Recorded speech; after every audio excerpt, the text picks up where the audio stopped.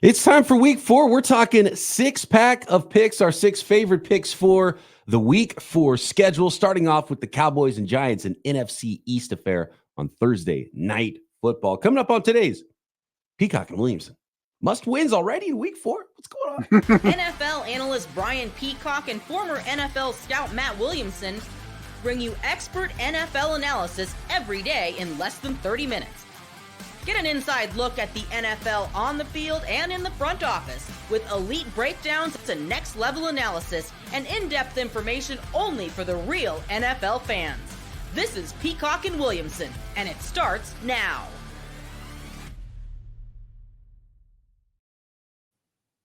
Welcome to the Peacock and Williamson NFL Show. Brian Peacock alongside Matt Williamson at BD Peacock at Williamson NFL. Thanks, everybody, for making us your first listen on the Locked On Podcast Network. Your team every day.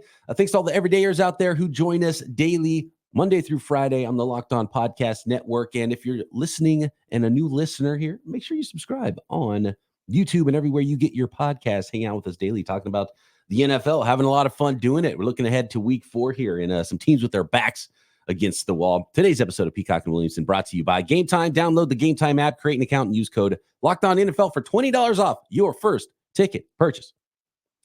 All right, multiple teams with their backs against the wall in our 6-pack today. We're going to start with the Dallas Cowboys, but Cincinnati, Jacksonville, who we've talked a lot about this week, I think in a similar boat there. Obviously, those, a couple of those teams 0-3, and you 0-3 is already, you're in a bad spot. 0-4, and it's just like, okay, what's the draft look like for fans, right? So you don't want to be there quite yet for those teams. Let's start with the Thursday nighter, NFC East.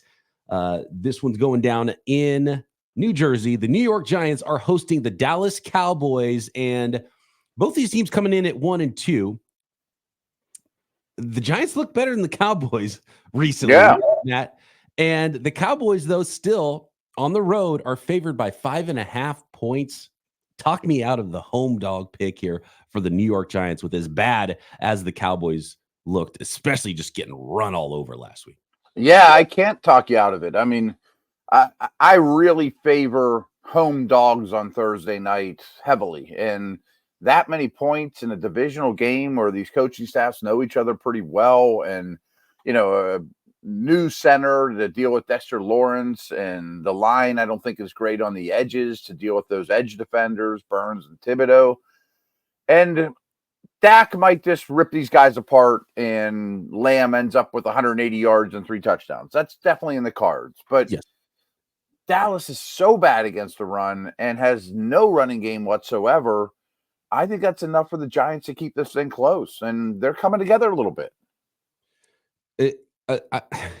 I get why the line is where it is, and you don't want to overrate what we've seen in the first few weeks of the season. But, man, if you can't stop the run, the Giants are going to come in there. It's going to be a whole bunch of Singletary. He's been, really nice for them to start the year. Daniel Jones on the ground potentially as well. Malik Neighbors is a star in the making on the offensive side of the ball. And certainly the Cowboys could figure it out and the light go on and, they thump the Giants. But on the road, Thursday nighter, short week, do you even have time to fix what ails you if you're the Cowboys? So I think got to take the 5.5 points. With as bad as the Cowboys have looked, really familiar teams, divisional. Everything points to this being I don't want to say easy money because the Giants aren't the type of team I think to win easy money on. But, man, 5.5 points is too much of what I've seen from the Dallas Cowboys. To go on the road, short week, all of it together. Yeah, give me the Giants here. Give me those points. Yeah, 100% agree. I don't think the Dallas, particularly their defense, but also their running game, is that type of team where they should be massively favored. Now, we might eat my words on Friday's show because they have a lot of talent, especially on offense, but they don't have that much talent on defense. I mean, Parsons and Lawrence are tremendous, especially Parsons, but the D tackles are slow and don't occupy space as well as they should, and the linebackers are very, very small, and they're making tackles 7-8 yards downfield routinely. And the best way to slow down Michael Parsons as a pass rusher is to run at him. So that's right. They're gonna run at the Dallas Cowboys and say, stop it, go ahead. And then if you have to do too much and use too many of your resources to stop that, well, then maybe you get Malik Neighbors over the top. So maybe an oversimplified game plan there, but coaches, if they can do that, that's what they're gonna do. And you could bet that's what Brian Daboll's plan is going to be to start this game. I'm sure. And I think at home on a short week that the Giants aren't in a bad spot here. I want to take a look next at, so we both got the New York Giants here. I'm going to go to what seems like I'm going to actually go. I'm going to move things around from what we had planned, actually. Okay, I'm going to go for Cleveland Browns at the Las Vegas Raiders, which is, one of the snoozier games, I think, on the schedule. The Las Vegas Raiders at home are favored by 1.5. The reason I want to go to this game first is just because of it's similar to the Cowboys, where vibes are a little bit off, a little bit weird right now with the Las Vegas Raiders after they lost to the worst team in the NFL in the Red Rifle, who we're also going to talk about here, in Andy Dalton. So Andy Dalton comes in and beats you, and then after the game, your head coach says, quote, this is Antonio Pierce of the Raiders after the loss to the Panthers.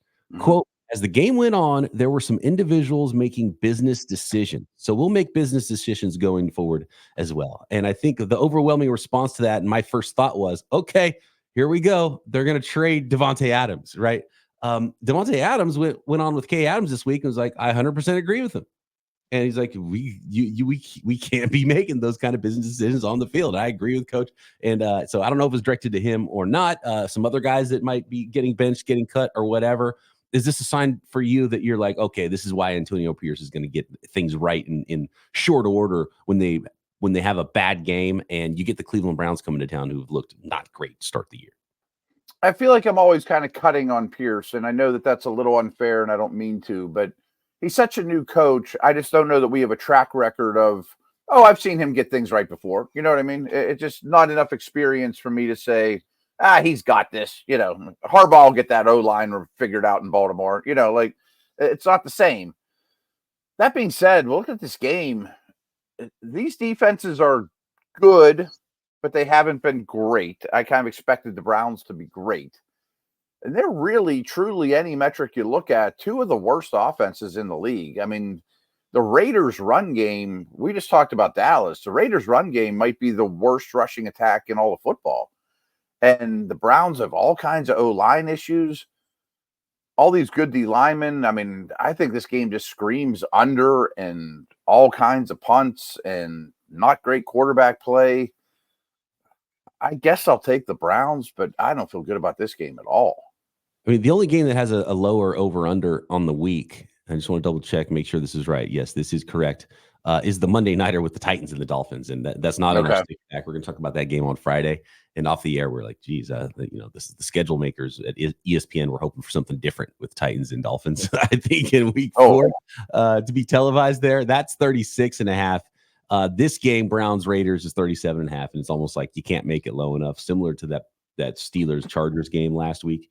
Mm-hmm. This is one that you probably stay away from the line and you go to the over under, but we can't sit on the fence. We got to pick a team here. Las Vegas favored by 1.5. So do you just take the 1.5, or do you take the home Raiders and think that they're going to be a little bit angry and get it right? I just said I'm going to take the Browns because they're getting 1.5, right? Yeah. I still think they're slightly better. And you mentioned the home field advantage. I bet there's a lot of Browns fans there, especially if their season was going better, but I don't see a huge home field advantage in Vegas. It's such an easy place to go for opponent fans. I'm taking the points in what I think is going to be a really ugly game that we don't learn much about these teams. Yeah, I'm taking the 1.5 since this game might be a 1-point game. Yeah. That's where I'm at with this one. And we'll see. 17-16. I'm interested to see if Antonio Pierce gets this right. Because if you can't run the ball, then your passing attack is built around Gardner Minshew, 3 touchdowns, 3 interceptions on the season. I just don't like that combination. No. We'll see how this season goes for these teams. But yeah, I mean, the Browns, they can't get anything going on offense either. So yeah, take the under, guys. But we're both going to go with the Cleveland Browns here. I don't have high hopes for either one of these teams' seasons. All right, we've got must-win games. I think the Cowboys are in that boat this week, which is a tough one for them on a short week. The Cincinnati Bengals, Jacksonville Jaguars, who we talked a lot about this week, also must-win games coming up. And I want to get a little bit on my soapbox about something I saw this week on social media that had to do with one of our own here on the Locked On Podcast Network. And last week's Washington-Cincinnati game. We'll get into all right.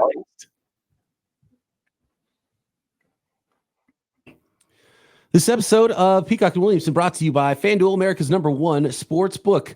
All right, NFL fans, you can start this season with a big return on FanDuel. So if you haven't signed up yet, now is the time to do it because you will get started with $200 in bonus bets guaranteed. And all you got to do is place your first $5 bet. And when you get a hunch in the middle of a game that you want to check the latest stats, you want to view live play-by-play and so much more, well, you can find it at FanDuel.com. And it's the same page where you can place your bet. So you can find all your action in one place, including all the scores and the play-by-play and all the latest stats, and get informed and even make some in-game bets.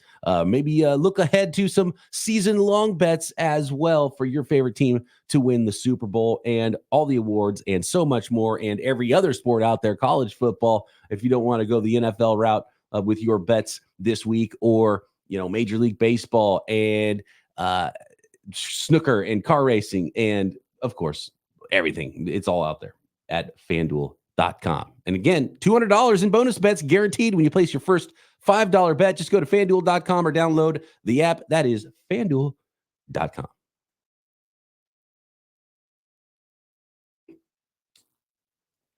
The Pittsburgh Steelers are on the road and undefeated, and they're going to Indianapolis to face the Colts in week number 4, and it is the road Steelers favored by 2 points at Indianapolis. And Indy kind of showed their first signs of life this season in week number 3. Not sure I can agree with that. I rewatched Colts Bears a lot and came away kind of unimpressed with both teams. I mean, the Colts D is so generic. They don't really have many playmakers on that side of the ball. And the offense is very boom or bust. Like the passing game. The passing game is so explosive with deep throws, but he's completing 49% of his passes. Like, that's hard to do. I mean, they're running the ball well, and Taylor, to me, is now the foundation, which he should be, and he looks tremendous, and their line is really, really good.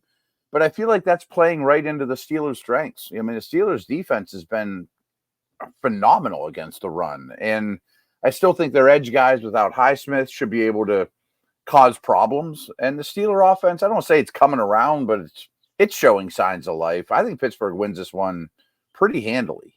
Just a style of fight, Yeah, it's like, did the Colts figure something else out last week, or did they just face a team with a similar weird young quarterback situation? Which is something that Justin Fields used to be, right? And Justin Fields kind of figuring things out a little bit more with the Steelers. That looks much better. Interesting comment from Mike Tomlin saying he didn't need to name Justin Fields QB1. Was that him saying that clearly Justin Fields is winning the job, so he's going to stay there, or he just doesn't want to address it? I didn't know how to take that quote from Tomlin.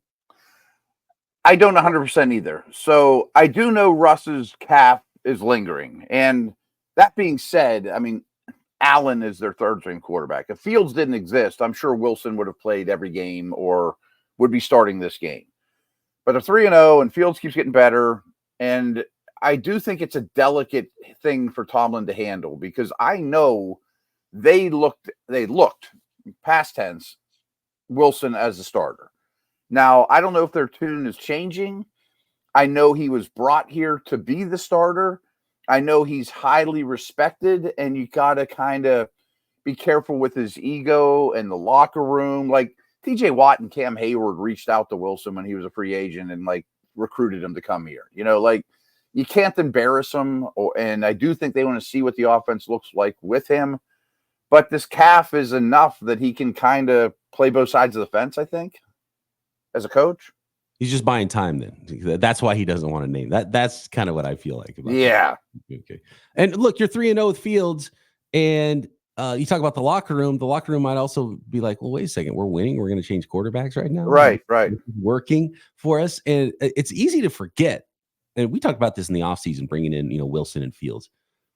If the Steelers were just trying to get mediocre quarterback play, that's all. They're trying to improve to mediocrity there. And I think the league, and at least I'm looking at the line of -2 for the Pittsburgh Steelers here, a 3-0 team. And look, they're on the road at Indy, but this isn't like a super difficult place to go play. And I think we're forgetting how good the Steelers are with just average quarterback play, and that's what they're getting right now. And so I think this line feels like they're not giving the Steelers enough credit for how good they are aside from quarterback and just being okay at quarterback, how good this team actually is, and totally believe in the defense for the Steelers. This is probably not the game that Anthony Richardson, figures things out and goes crazy. And, if the Steelers can stop the run, they try to lean on Jonathan Taylor a little more, which is a smart move by the Colts. I don't see that all working out great for the Colts in this one. Only 2 points. Yeah, Steelers win this by a field goal. I think so. I mean, so here's what I would say about Tomlin. I should have said this on this podcast 100 years ago, but if you give him a top 10 quarterback like Ben in his prime, they compete for titles. They're a big time team. I'm not saying they're the best in the league or they're the Chiefs or whatever, but if you give Tomlin a top 10 quarterback, they compete for titles. If you give them a bottom 10 quarterback, they're 500 or one game over and they lose in the first round. I think what they're striving for is to finally have somebody even just in the middle. I mean, the last 5 years, they've had a bottom 10 quarterback, and they're actually getting that right now. Just give me an average guy. That might be a 10-11 type win team. We're both taking Pittsburgh in week 4, and that's worked out great for us so far this season. Let's go to the Jacksonville Jaguars at the Houston Texans, a must-win game for the Jacksonville Jaguars. Trevor Lawrence is, just more and more needing to prove to the world that he's not a bust, and he's already got a big contract that would show that he's not a bust. But people are looking at Trevor Lawrence like, wait just a second. We're going to actually talk more about Trevor Lawrence versus Daniel Jones and what we think about Trevor Lawrence. A lot of questions from him in the mailbag, which we'll get to on Thursday's episode. But must win for Jacksonville. They're on the road at the first place team that could potentially start running away with that division in the AFC South, and it is the Houston Texans favored by 6.5 at home. I don't understand this line. I know Houston just laid an egg in Minnesota, and they really played poorly, and the Vikings are better than we thought. But Jacksonville's embarrassing now. I mean, I didn't do a power ranks this week, but they might be in the bottom 5. Their secondary's a nightmare. There seems to be no unison in the building. Lawrence is flat out bad. The coach seems like he's going to get fired any second now. I think Houston runs away with this game. I'm going to go the other way on this. Okay. One. I'm actually going to take Jacksonville to keep this one within a touchdown. And the reason why is because the Texans are not quite playing they're the better team. They're not quite playing at juggernaut level. And I think the Jaguars are still better than what we've seen. Common opponents that face each other a lot. I think that is a leveling playing field a lot of time. Sure. And I just think these teams are closer than oh man, the Texans are great and the Jaguars are god awful. And so I'm going to go Jacksonville to keep it within a touchdown here. I wouldn't bet this game because I think the Texans could go blow them out and got embarrassed last week and they're like, that's not who we are. Let's go do a number on this team in our division, put them away at 0-4. That could certainly happen. But the Jaguars, again, is must win, backs against the wall. This is their Super Bowl right now to start this season. Guys are playing for their jobs. Give me Jacksonville to have a mini bounce back and at least keep this one somewhat close. I do think there's something to be said for this time of year, these desperate teams, call a fake punt or, just stuff you don't usually do, because it is desperate times. And there's just a few cracks in Houston's armor. And that's why I picked Minnesota last week. I didn't see that outcome happening, right? Mm-hmm. With the Vikings and Texans, but it's just the Texans aren't quite hitting that level. But maybe this is the week that they hit their stride and then they're like, okay, there's the Texans team. And they're going to just run away for this thing. It's certainly possible, but I just haven't quite seen that from them yet. I hear you. Next, we are going to finish this thing up with the Washington Commanders at the Arizona Cardinals and the Cincinnati Bengals at the Carolina Panthers. And I want to talk about the conversation around Jaden Daniels and how good is he? One of our hosts on the network going viral. And I've actually got his back on that one.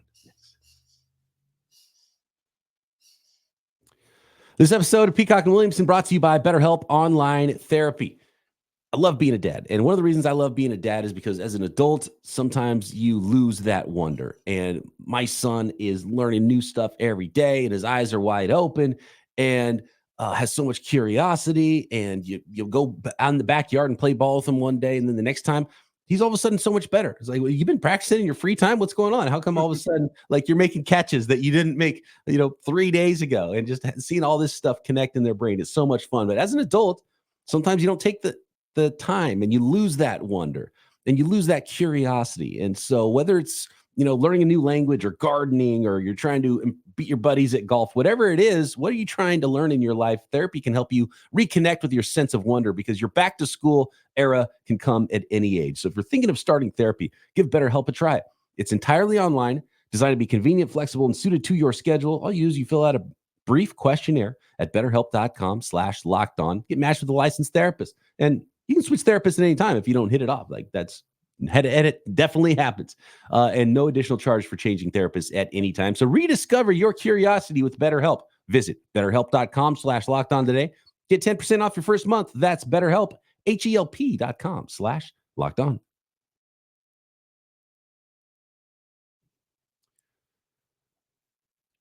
The Cincinnati Bengals, again, much like the Jacksonville Jaguars, we've talked about those two teams a lot this week. Back against the wall, 0-3. You absolutely cannot lose this one. And you're going on the road at the Carolina Panthers, who just won their first game. So the Panthers maybe sticking their chest out a little bit. You got Andy Dalton in the red rifle. What do you think about this new look Carolina Panthers team with a different, more competent veteran quarterback, and the Cincinnati Bengals team that's coming in to play against them that just could not at all stop a rookie quarterback last week in Jaden Daniels? More on him in a minute. Revenge game for Andy Dalton, too. Yes. Yeah. What's the spread in this one? It is Cincinnati favored by 4.5. So we got that home dog Carolina Panthers right now, 4.5. Okay. I get that.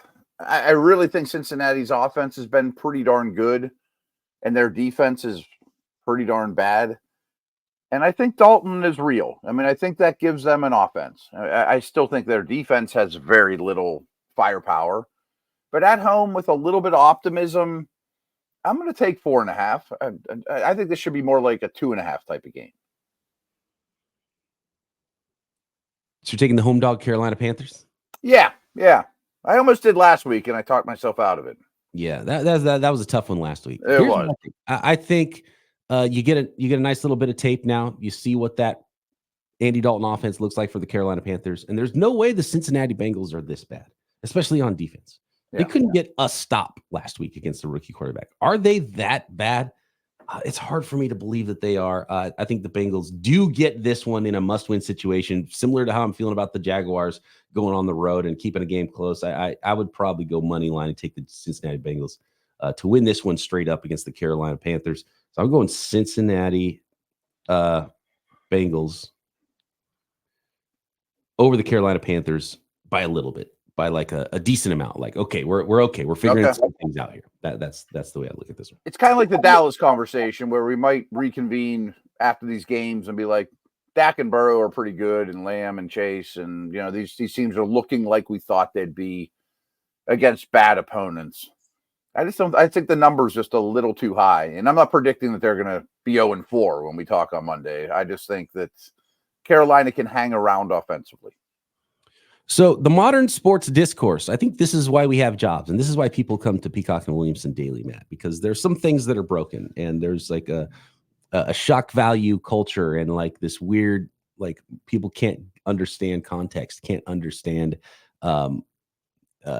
intricacies of things that are happening in life. Really, we see it a lot. It's election year time, and it just things get bonkers, right? And this leads me to our guy James Rapien. He is the host of Locked On Bengals.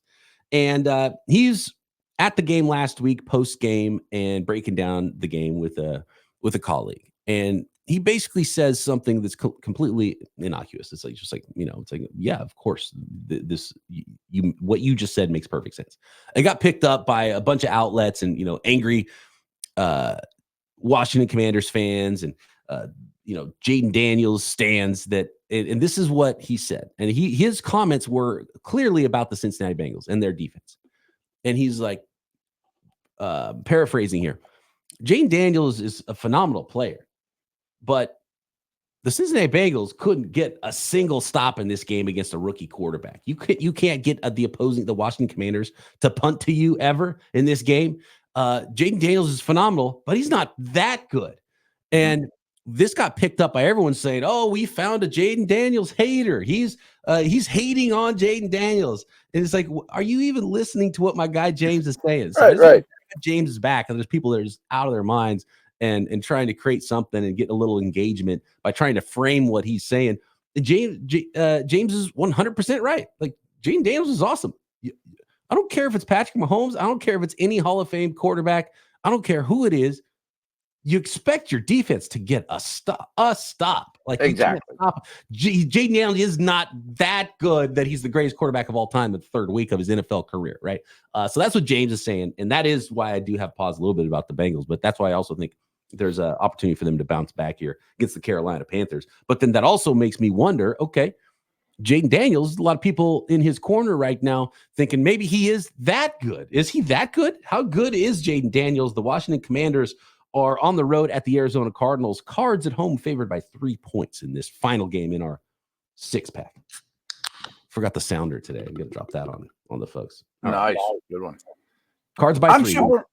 I'm super impressed with Daniels. I mean, he's been a tremendous story. He's played extremely well. He looks very poised, smart, knows where to go with the football. His accuracy is as good as anyone's in the league right now. I mean, he's really throwing the ball well. We all knew he could run. But I'm kind of with James on this one that, let's not put the cart before the horse with this guy. I mean, rookies usually have uneven week-to-week performances. I don't think he's just going to take the league by storm and not have hiccups. And that Cardinal defense, frankly, isn't very talented, but they're well coached and they throw a lot of weird stuff at you. And I think that's going to be a lot for him to deal with. I do think the Arizona Cardinals have one of the best offenses in the league. I think these are two of the absolute worst and least talented defenses in the league. The numbers tell you that Washington's offense is one of the best in the league. I'm just not quite there yet. So if you're going to give me 3.5, right? 3 is what I'm looking at right now. Okay. I was going to say, I thought it was 2.5 earlier in the week. 3.5, I would have to take the Commanders in what I think is a high scoring game. But 3, I'm going to stick with the home team and bet on their coaches. Yeah. I think the Cardinals, this is an easy bet actually for me, for the Cardinals at home. And I do like Jaden Daniels. I love what I'm seeing there, but they're very smart about how they're utilizing him right now. It's not like he's going out there and putting the entire team on his back. That's not what's happening in the Commanders offense. But Cliff Kingsbury, got to give him credit, doing a phenomenal job. Revenge game for Cliff Kingsbury. Does that add a little bit to it? I don't know. But both these teams, I think, have been very well coached this season. I just believe a little bit more in the Arizona Cardinals. I like that offensive line. I like that they're at home. And I think the Cardinals should be favored by 3 in a neutral field. So the fact that they're at home getting 3 makes me want to give up those 3 points. Take the Arizona Cardinals. And they might get it, even though their defense is, I think, on paper worse than the Cincinnati Bengals. They might get 1 stop this week. I mean, they're going to look how many the Commanders are going to get against the Cardinals, because there was 70 points put up last week in that game with the Commanders. So, and that's why the 50.5 over under is that high this week. So yeah, probably a lot more offense than defense in this one. I'm going to go with the veteran dual threat quarterback over the rookie dual threat quarterback in this game and take the Arizona Cardinals. I don't see a great answer for Harrison. I mean, the Cardinals have some dudes. You mentioned they have a better line, they have a better running game. I don't feel as confident as you do, but I am going to take Arizona. I do like the dual threat running back situation they've got going on with Robinson and Eckler. Yeah. Washington too. And that's working great. And everything's, kind of working together with getting the ball out of Jaden Daniels' hands very quickly. And I do think he's probably going to have another phenomenal game in this one because, I'm not a huge believer in that Cardinals defense, but I don't believe in the Commanders defense either. So, yeah, expect a lot of points. Give me the Cards. You mentioned one thing. There's 2 things I want to throw out again about Daniels. That is good coaching, good quarterbacking. And you mentioned really low time to throw, which is great. And when he's, quote, pressured, he runs a very, very high percentage of the time. So I'm sure they're telling him, hey, if you feel heat, there's no reason for you to hang in there and go through your progressions. Just go, use your superpower, If it's not there, get out of there. Mm-hmm. That is our 6-pack of picks for week 4 in the NFL. Let us know what you think at BD Peacock, at Williamson NFL. Appreciate all the everydayers out there. Make sure you are subscribed on YouTube and everywhere you get your podcasts. Matt and I back tomorrow with a little week 4 mailbag right here. Peacock and Williamson.